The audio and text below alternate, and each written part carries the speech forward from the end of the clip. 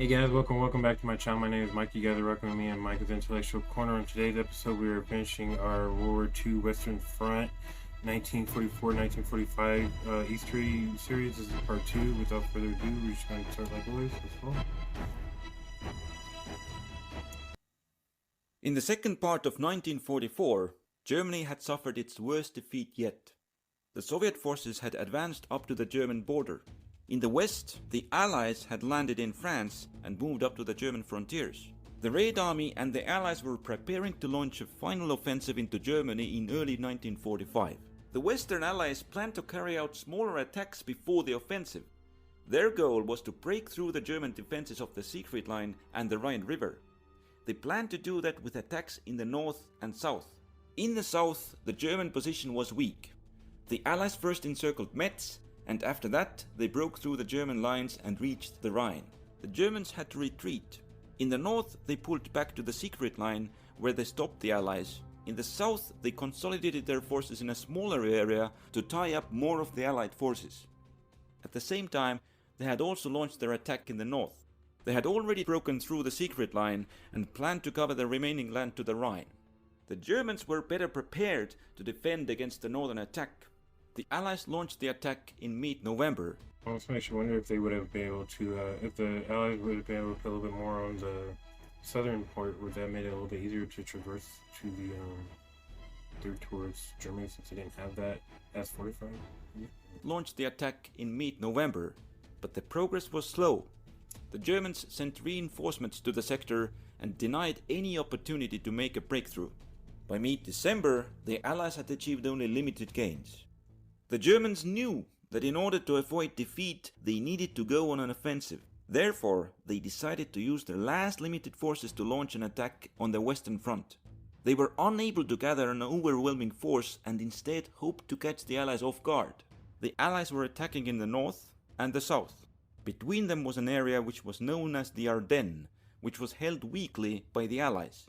The Germans planned to pass through the Ardennes before the Allies could bring up reinforcements and then move to the sea and cut off a large part of Allied troops. The German attack was Yeah, so obviously we're about to see the Battle of the Bulge, but they're trying to re-mimic Dunkirk and all that, but that's just not gonna work. They just don't have the resources anymore. a large part of Allied troops.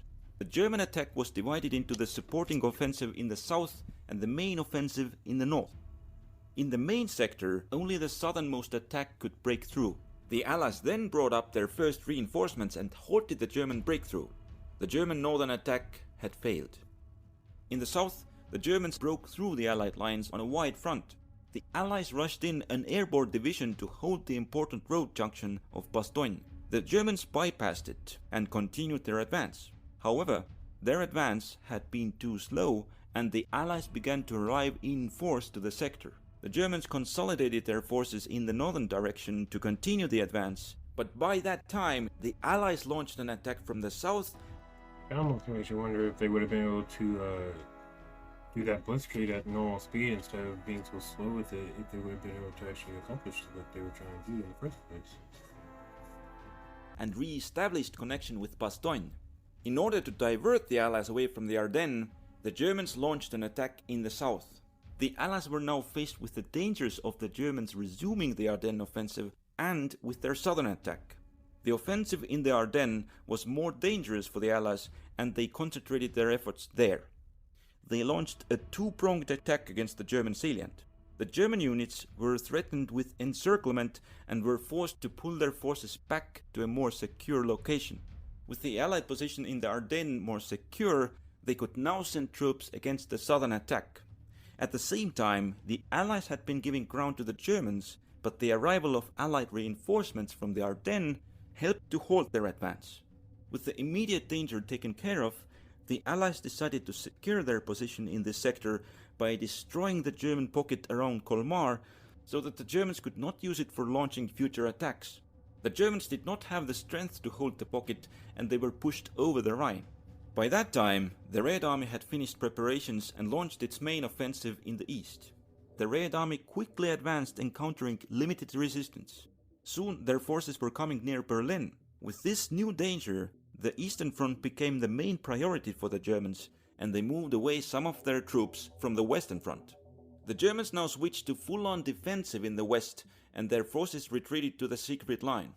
By that time, the Allies had built up their supplies and forces to launch a massive attack on the Western Front. They would capture the western bank of the Rhine first from the north, and then from the south. After that, they would cross the Rhine in 2 locations and then capture the Ruhr, which housed large parts of German war industry. The Germans were strongly outnumbered, but they were ordered to avoid retreat and hold their positions. I mean, at this point, if I was them, I would just hold their position anyway, because I feel like they're more likely to, receive kind treatment and become a POW if they're captured, obviously by the Western Allies than from the Eastern Allies. Not to mention, I think if they're captured by the Western Allies, they actually get to live in Western Front, and vice versa. If the Red Army catches you, you have to stay in Eastern Germany. So F that. The Allies started their northern attack in early February. In the south, the Germans made use of rough terrain and were able to contain the Allied advance. In the center, the Germans had opened the dams on the Loire River, creating a temporary flood which prevented the Allies from crossing it.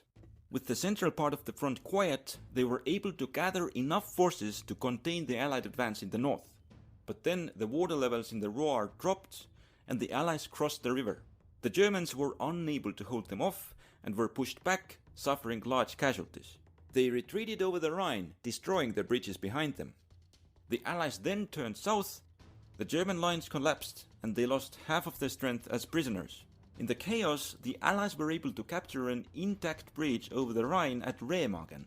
They established a bridgehead over the river. The Allies moved in to capture the last German-controlled area west of Rhine.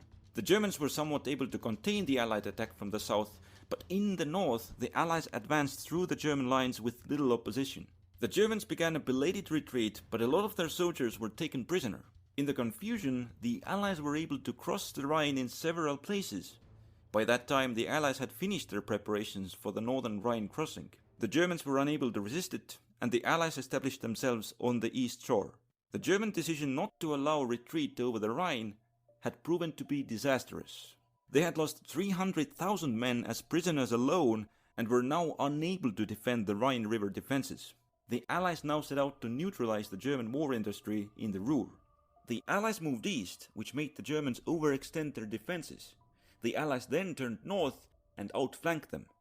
At the same time, they broke out of the northern bridgehead, and soon both of the Allied forces linked up and encircled the Germans in the Ruhr. Most of the German forces in the air. Yeah, there's literally very little that they can do anymore. For them to be able to zip past them that fast anyway and create 2 huge salients like that, and have, essentially no drawback or, worry of getting caught or anything like that. It's just one of those things where it's like, yeah, it's over. Especially especially in taking the war, it's over. At this point, just best thing to do is just give up. And encircled the Germans in the Ruhr. Most of the German forces in the area had been caught in the pocket, and the way into Germany was open. The Allies advanced east. Large areas of Germany fell to the Allies with little opposition. The Germans still had significant forces around Berlin. Part of them were sent to block the Allied advance, but they were too few and were encircled and destroyed. The Allies established a defensive line along the Elbe River. Then the Germans had to concentrate on repelling the Red Army's attack on Berlin.